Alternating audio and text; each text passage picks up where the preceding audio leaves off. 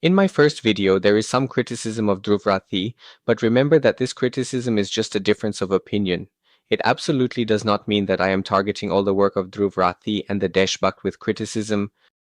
Actually, the recently uploaded videos on both these channels were based on very weak evidence, therefore, I pointed it out. In my video, I did not say that there was no oppression against the people of India, rather I focused on the civilian losses on both sides. And in this case, the mistake was on India's part, which is why I pointed out India's mistake.